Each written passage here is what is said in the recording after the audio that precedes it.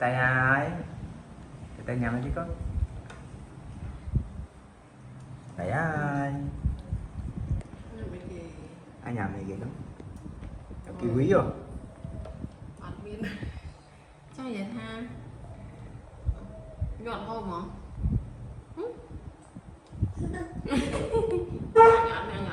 nhọn có nghe gì thật đang chán vậy chạy thật đang chán cái vậy hết trên mà yếu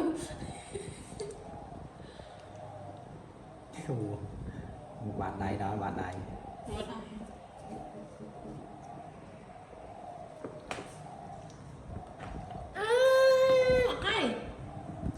mà tự nhiên mà nó hai một trận đi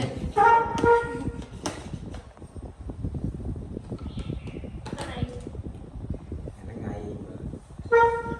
ngọt với khai với quan phải bẻ ngọt làm game mơ cũng nữa đó